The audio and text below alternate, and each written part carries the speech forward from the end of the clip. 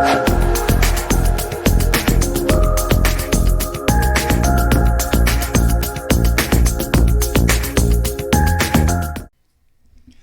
folks, welcome to CyberSecurity Awareness TV, episode 380, recorded January 8th, 2022. My name is Mac Jackson Jr. I'm a cybersecurity awareness consultant and researcher. If this is the first time you have seen our show, I discuss cybersecurity awareness news, tips, and interviews from professional experts in the world of cyber crimes, ways that you can protect yourselves from the fastest growing crimes of the 21st century. I would like to thank all of our viewers from around the world and our followers who have been with us here on Cybersecurity Awareness TV to find out what they can do to protect themselves from these types of cyber crimes and scams. If you'd like to find out more about my show and my business, you can go to my website at macjacksonjr.com. That's macjacksonjr.com. And remember to share, like, and subscribe. We're also on the Roku network at WWDB-TV. And again, folks, I'd like to say to everyone, Happy New Year to you. May you have peace and prosperity throughout this new year and protect yourself from these scams and criminals. In today's episode, we're going to talk about, in our cybersecurity news segment, cybersecurity experts like myself and others talk about our predictions for 2022 and what's ahead and what we can do to protect ourselves. I will then, in our second segment, talk about ransomware, which is one of the biggest types of cyber crimes. They're affecting every aspect of our lives and our businesses for 2022, these attacks. And of course, we always, like we do every week, we talk about tips and what you can do to protect yourselves in our weekly tips on cybersecurity protection. In our first segment, folks, cybersecurity experts have predicted what's going on in 2022, what we should look forward to, and what has happened in 2021 and previous years. It is getting very extreme out there what hackers are doing in how they're trying to compromise our computer systems and change basically our way of life. In this segment, we have tackled several cybersecurity predictions for 2022, and we have researched the security experts what they think will be the next steps and what waves will happen within cyber attacks and what we can do to protect ourselves. We all agree that ransomware will continue to be a significant part of our lives and individuals for data breaches, and it will happen quite often. We will also agree that cybersecurity awareness and cyber crimes will continue to grow and be a concern of all businesses globally as well. With the multitude of cybersecurity breaches, with data breaches affecting industries, the concerns of ransomware has affected corporations and individuals.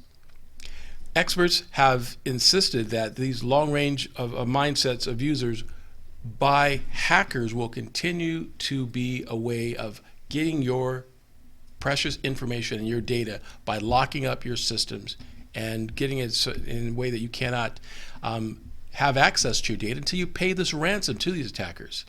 This is a billion, and some experts say even $1 trillion industry of bad guys looking to acquire your data and information. Some of these hackers have set up ways that if you don't pay the data back, they'll lock up your system and sell your data to other hackers as well. Here's a clip that I'd like to show you from CBS News discussing one of the biggest cyber attacks that have happened now recently, and it has to do with the Log4j. Log4j is a software application that lots of companies are using to check out who has been in our system and track logs of security within different information systems. We'll get into that a little bit later, but I'd like to take a look at this video. Here's the clip. We want to share some urgent warnings about a potential security issue on the internet that could affect hundreds of millions of people. It involves a piece of code called Log4j used by companies you interact with, like Amazon, Apple, Twitter, and even the popular video game Minecraft. Sean Henry is president of services and chief security officer at CrowdStrike, a top cybersecurity firm. He's a former FBI executive assistant director. Good morning to you. We appreciate you being here. Help me understand, I am a Luddite. What does all of this mean and why is it a problem? So Log4j is a very common and widely used utility open source library that software developers use to monitor and track what's happening on their application. So essentially, it's kind of foundational in a lot of applications. It's quite ubiquitous. There are millions of servers around the globe that utilize it.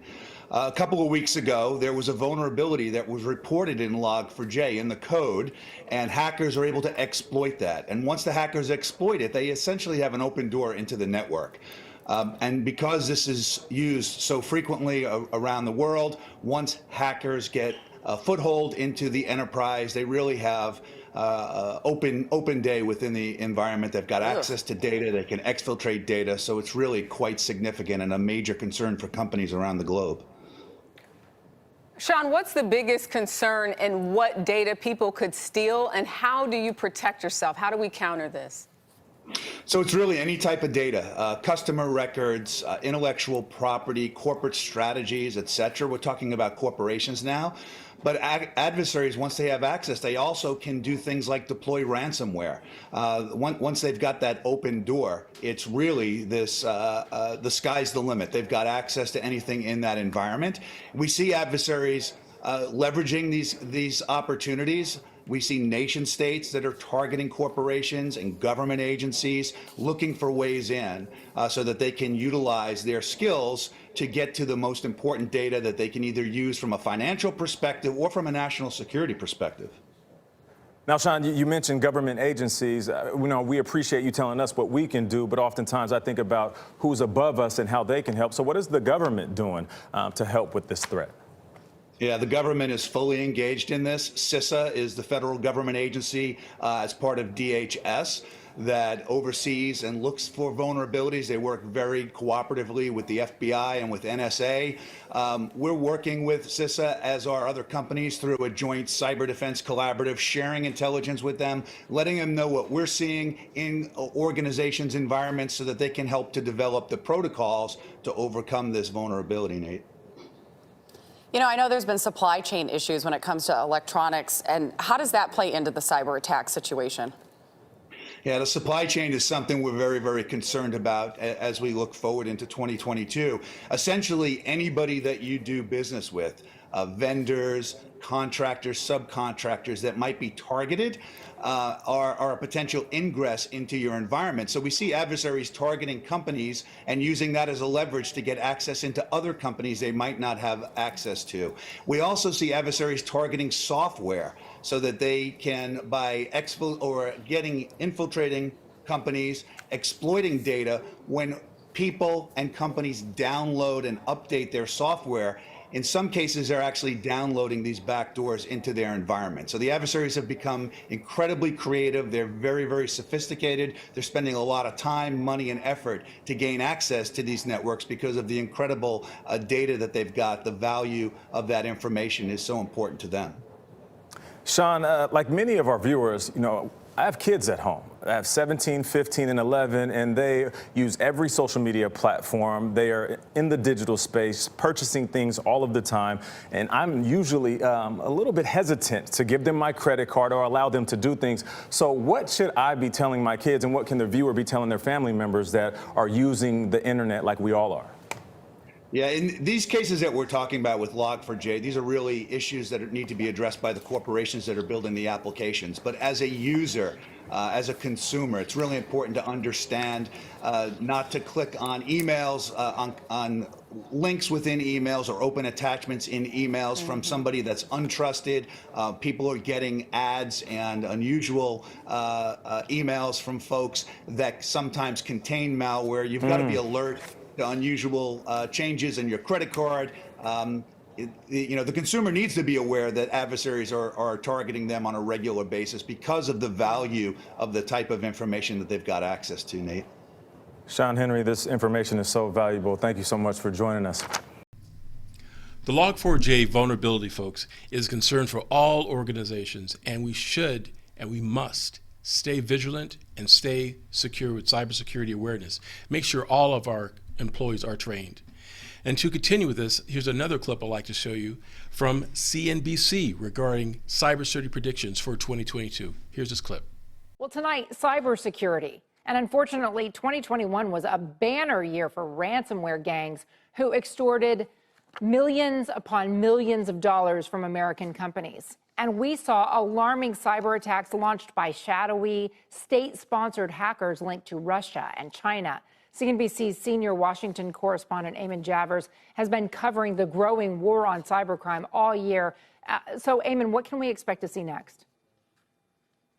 Well, Contessa, this was the year that cybercrime went big time. Before this year, most people didn't really worry about criminal cyber attacks, and they certainly didn't think about nation-state intelligence services targeting them and the infrastructure they depend on.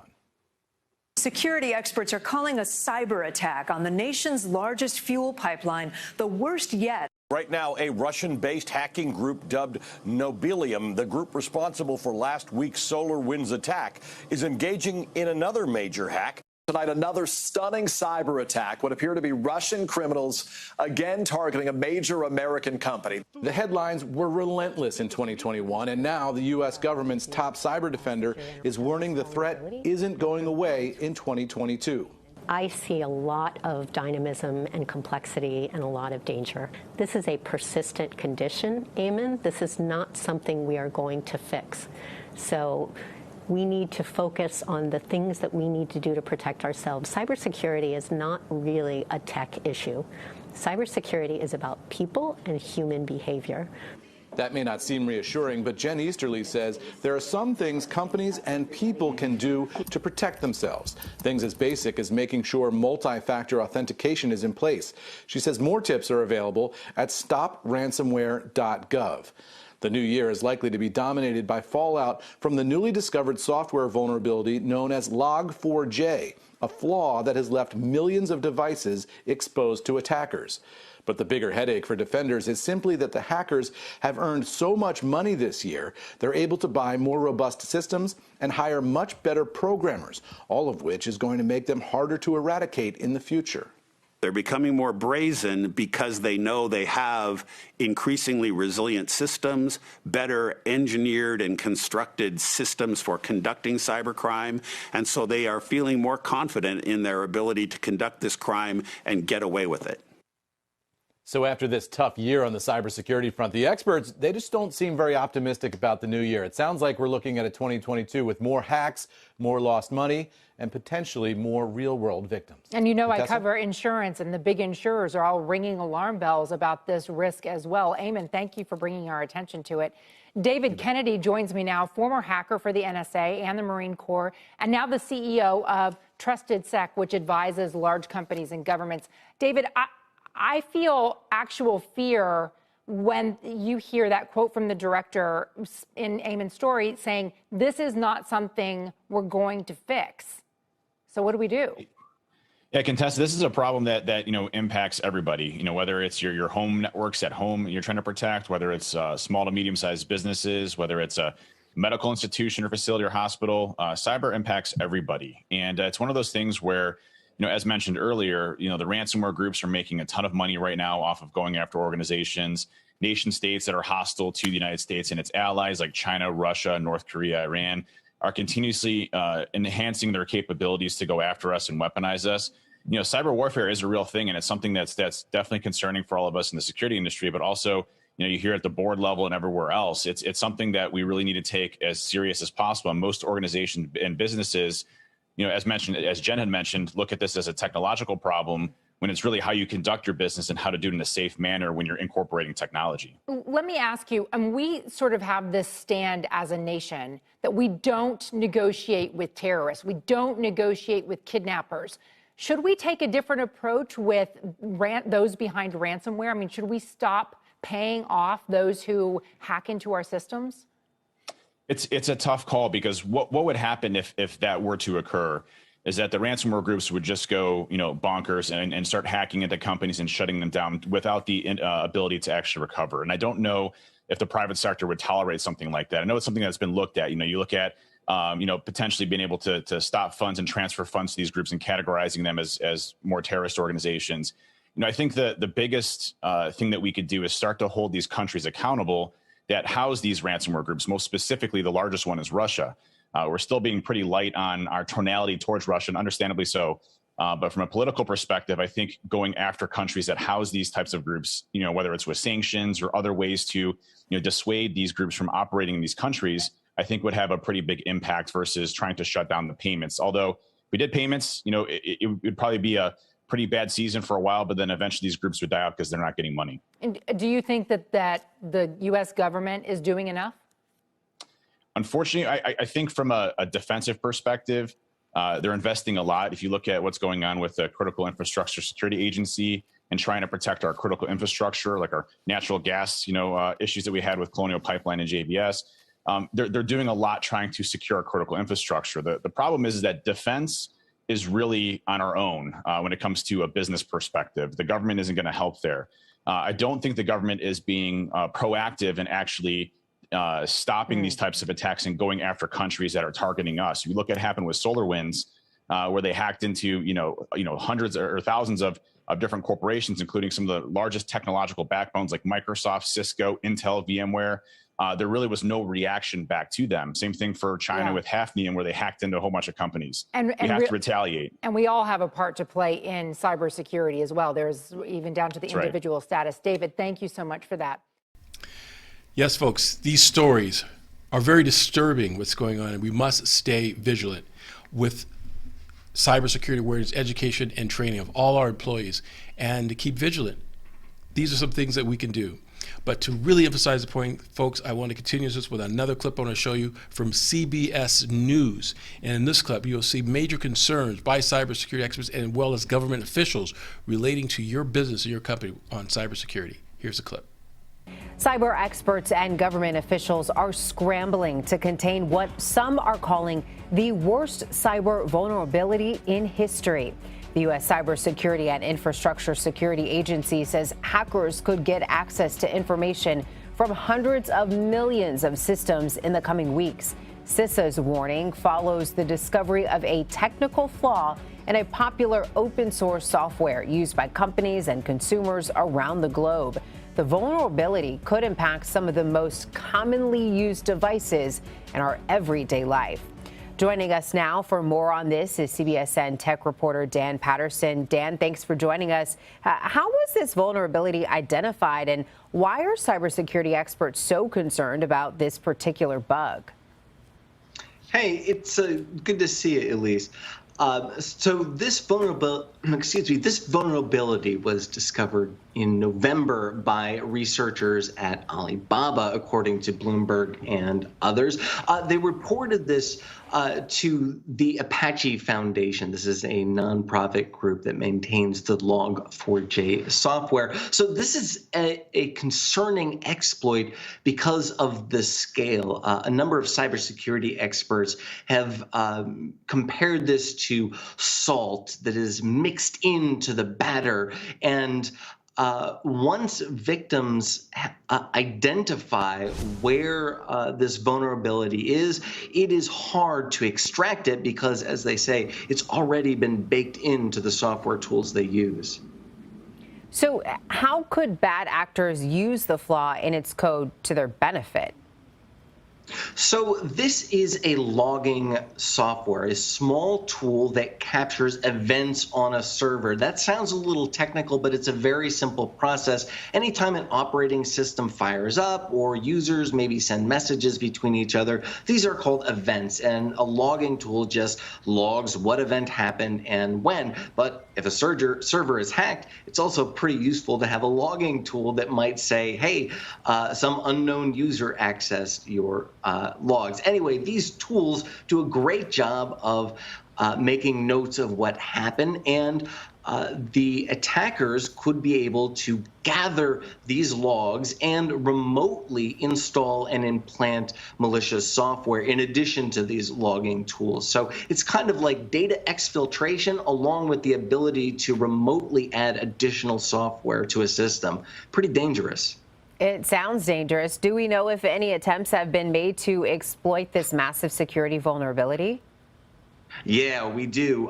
Look, according to researchers at Checkpoint Security, within 72 hours, over 830 1,000 attempts were used of this software were used, and then the software evolved. In fact, again, within 72 hours of its discovery, there were over 45 different variations.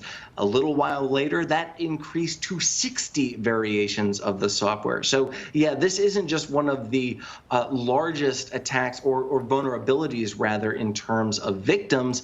It's one of the largest in terms of hacking groups already exploiting it. Dan, what steps are being taken to patch the affected software? Well, the first thing is that, like we discussed a moment ago, organizations, companies need to figure out if they have been compromised by this or if they use that software. So they need to figure out a good path to upgrade. For small companies, this might be fairly fast and cost effective. For others, it could be next to impossible because that vulnerability is so deeply baked into the software that they use every day. But the real damage of this will really only be known with time as companies try to figure out ways around this and hackers use the vulnerability all day, every day. Dan Patterson, great to see you as always. Thank you. Great to see you. Cyber threats, folks, like we said before, are major concerns globally and worldwide. Our best defense against a cyber attack is through the education of our employees with cybersecurity awareness training. Our workforce must understand their responsibility and their duty in protecting the infrastructure of our data. And there's a lot going on. And to really emphasize this, I have a final clip I'd like to show you from News 9 concerning cybersecurity awareness and what's been going on. Here's a clip.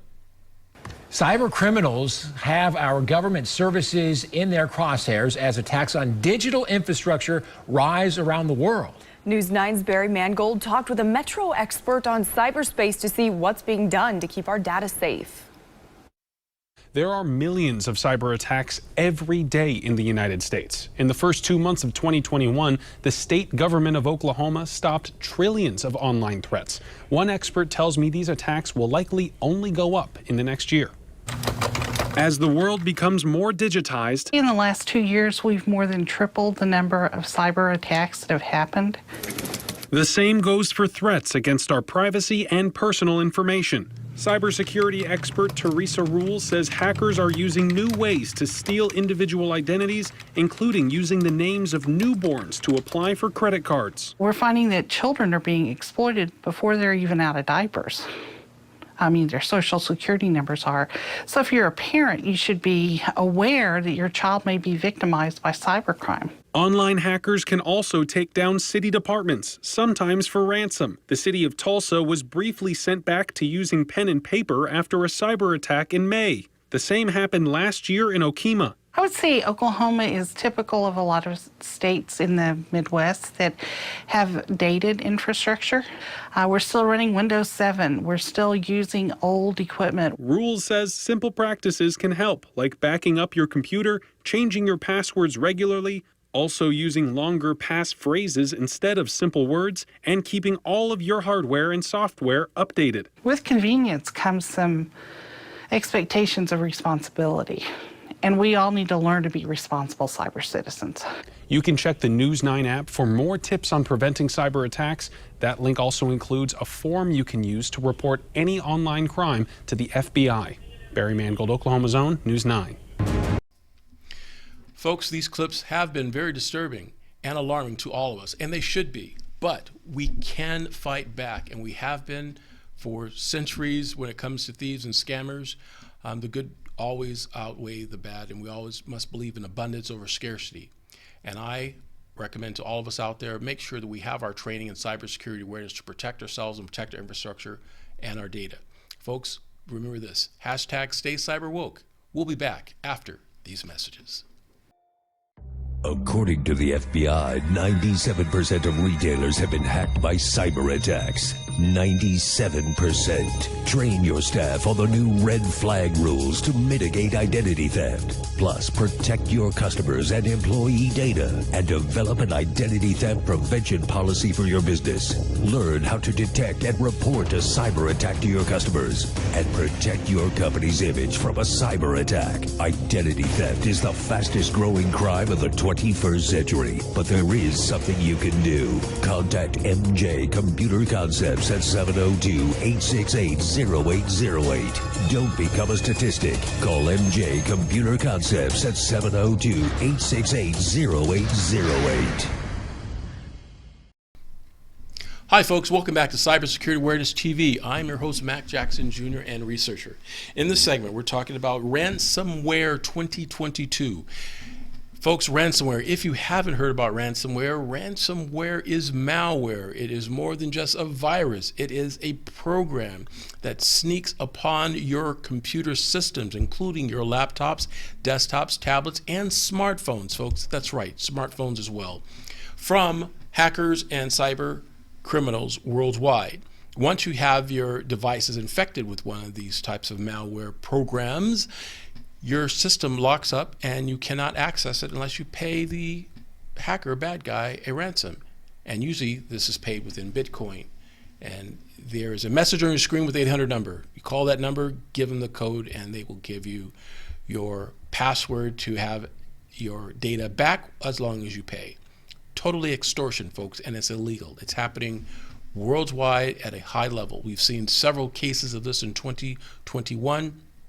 Some of the major cyber attacks that have going on in 2021, including the Colonial Pipeline on the East Coast, where there were thousands upon thousands of customers not having access to gas because the pipeline was shut down by this ransomware cyber attack, whereas the owner of the pipeline had to pay a ransom. However, our law enforcement agencies were on top of it and were able to redress this and get the monies back to Colonial Pipeline and other companies that had ransom attacks. But folks, this is a rarity that has happened. A lot of the cases, folks, that these hackers are making millions and millions of dollars from these type of attacks because companies are paying this information, paying the actual ransom for the data. One of the biggest ransomware attacks, again, besides just Colonial Pipeline, has affected the healthcare industry, where healthcare hospitals were set with ransomware, and the healthcare workers could not get access to patients' records, healthcare records, set up appointments, what type of drugs they're using. Doctors could not even provide adequate treatment for their actual patients from this. And yes, folks, we're talking healthcare industry, and there has been recorded incidents of people dying. We can say that they were killed because of this ransomware attack, not being able to access their healthcare information. So folks, this is very disturbing and troubling out there in our society, and we must do something about it. Now, government officials and law enforcement absolutely are on top of it, but as far as individuals, we can do something about it as well. Information that you have learned on our show here at Cybersecurity Awareness TV, you should tell other people about it as well and get the message out that we must stay vigilant, informed, and stay cyber woke on these types of incidents that affect all of us. Cyber hackers will not give up. They're making tons of money from this. They're also being sponsored, unfortunately, by nation states as well. Nation states have denied that they are a part of it, and those nation states know who they are, have denied that they have anything to do with these cyber attacks, but evidence is shown from law enforcement that these nation states have been a part of these types of cyber attacks. But folks, our U.S. teams of law enforcement and military are fighting back as well, doing offensive measures and offensive measures to counteract these cyber attacks. But individually, as individual folks in your home, there's things that you can do too. We've always heard of making backups of your systems, absolutely. But you need to have a plan, folks. You need to have a plan in place for all of your data in case there's something that happens.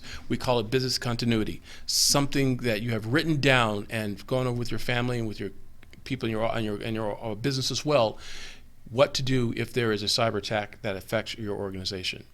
These are things that we always recommend that you are aware of, folks. In our next segment, we will talk about what you can do to protect yourselves individually like we do every week. We'll give you a few tips as well. But folks, we can fight this, and we can be by being vigilant. Stay cyber woke, folks. We'll be back after these messages. Hi, folks. I would like to welcome Ben Bowie from MyNiceTie.com as one of our newest sponsors for Cybersecurity Awareness TV. At MyNiceTie.com, they provide and are committed to providing classy neckties for the business community. At MyNiceTie.com, their motto is wise up, suit up, and stand up. You can find nice ties like the one I'm wearing now at MyNiceTies.com. Hi, folks. Welcome back to Cybersecurity Awareness TV. I'm your host, Mac Jackson Jr., cybersecurity awareness expert and researcher. In this segment, we talk about cybersecurity tips that you can do to protect yourselves from scammers and hackers that are out there. So, folks, as we always say on this show, the basic thing we can do is have a secure password. I know I've gotten lots of emails from you guys and messages that emails can be, from passwords that is, can be annoying. Trying to change them and update them every 90 days or so. But yes, folks, you need to change your password and update it. But folks, I want you to think beyond just the password. 2022, you think of a passphrase, folks. I've been saying this for years, but it is a passphrase. And as you can see in the previous videos here we've had in this episode, experts are also stating that passphrases are the best ways to protect yourselves over a password. Because folks, a single word in the hacking world, there is a database that is automatically updated of every type of password possibility that is out there. And it's a huge database. And bad guys utilize this particular database to find a possible password that you have on your particular application. That's right. So by having a passphrase, which is a simple English sentence that you can change with upper and lowercase characters, special characters as well, and change some of the phonetics of some certain words within the phrase, makes it harder for the bad guys to interpret. Cybersecurity experts say it could take years for hackers to figure out your password by utilizing a passphrase over a password. So these are just some suggestions I suggest to you. And folks, more importantly, what you could do right now is what I just told you is you can tell someone else about it as well. We need to spread this word and spread the news of how to protect ourselves from these type of hacking attacks. The second thing, folks, is when you're online on the internet, that's right, folks, you're online with your Wi-Fi. You're online with your Wi-Fi and you're not sure about the router that you're going to be using from a location, you make sure that you have a passphrase utilizing it to access that router. Or better yet, if you have a device that you want to set up at your home using IoT, Internet of Things, a security device or some sort of music device or an alarm system, have a singular separate router in your network. And the reason why you want to isolate it, we call it the DMZ. Okay, the DMZ, we call it in the cybersecurity industry. You're separating your access to the internet from other parts of your organization. So if there's something going wrong with one, it doesn't affect the overall aspect of your security systems within your household or your business. Have a separate router and have these other devices that you may not know how secure they are, third-party vendors connected to that singular router. That's one of the other advices I'll give to you folks. The other is fake emails. We all have to have practice on what is fake in emails. Okay, so we've been talking about this on my show and other cybersecurity experts for years on how to protect yourselves from fake emails that are coming, making sure that if you get an email from somebody that you do not know, do not click on a link, right? Because in an email, we see the graphics. We understand it's email form. It may be from your bank or someone posing to be your bank manager showing you this great deal on a car loan. Please click here. Could be fake. But I can tell you something that's even scarier, folks. Yes, I say this scarier even as a cybersecurity expert. Hackers are now using our smartphones because they're low-hanging fruit. People don't realize it. Now people are texting messages from businesses to each other. Now you get a message as a text message on your phone stating that click on this link for this great new loan opportunity for you. Or better yet, you'll get a fake text message that says, hey John, have I seen you, is this you in this video? And it is a bit link. So you don't even know if the link is real. And because you're looking at this text message, you're thinking, well, let me see if that's me or not, or what are they talking about? And you click on a link, then the link itself extorts and saves information on your smart device that is malware. Now you have malware on your phone. Now this malware on your phone is monitoring all your phone calls like a man-in-the-middle attack, monitoring your emails, monitoring how you access your bank through your phones. When you do your Cash apps, your Venmo apps, or your PayPal apps, it's standing in the middle, just key logging every stroke that you're making to access your account. Folks, this is very, very bad. So what we can do to prevent this? Well, one of the things you could do is if you get a text message from someone you don't know, you don't respond. Delete it. Call them back up. Do you send me a text message? More likely if they say no, then you know that was something you shouldn't respond to. Secondly, and most importantly, you should have antivirus software on your smartphone. That's right, folks, on your smartphone. You should have antivirus software available on your smartphone. You can download these antivirus software from either your Apple Store or your Android store. There's a couple in mind, and I'm not sponsoring anyone right now, but just as an example, there's one called Norton 360. It's a good program as well that can scan your phone for particular malware that's been discovered. So what these antivirus software programs do, and I'll explain that here in a minute as well, these actual software programs that you have on your phone for antivirus software, they scan your phone for known viruses that have already been found out about and notified about by a central location out of Palo Alto that has a link of all different types of malware that have been known. And these malware programs, folks, come in on more than a daily basis. Almost every hour there's a new version of a software program that is malware that a hacker has done, changed a couple of different lines of code, and now it's a brand new type of hack that they have out there to try to get your data. Folks, this is an industry that's very, very well funded. Well funded because they're using stolen dollars that they've gotten from citizens around the world to help fund their criminal organization. So we must stay vigilant as well. And one of the things we can do, let people know what we've learned, especially here on CyberSecurity Awareness TV. So those are just some things, folks, to look forward to. We'll be talking more about this in 2022. Next week, I have a great guest that will be a part of our show next week. Yes, one of the former cybersecurity directors at a major hotel casino here in Nevada will be talking to us about cybersecurity predictions for 2022. And you guys definitely stay tuned for that. It's going to be a great show, folks. So those are some of the things we have for you. I want you guys to stay vigilant. You can always contact me at macjacksonjr.com. That's macjacksonjr.com. Find me on YouTube, Facebook, Instagram, all over. Send me emails at mjackson@macjacksonjr.com or mjackson@mjcc.com. Go to my company's website at vandersoncybergroup.com. That's Vanderson Cyber Group. We can help your company put together business continuity policies and procedures together to protect them from cyber crimes. We can also train your employees on what to do and what cyber hackers are looking for within your organization, and to be vigilant. All right, folks, that's it for us today. Stay vigilant, folks. Remember, #StayCyberWoke. We'll see you next week. Bye for now.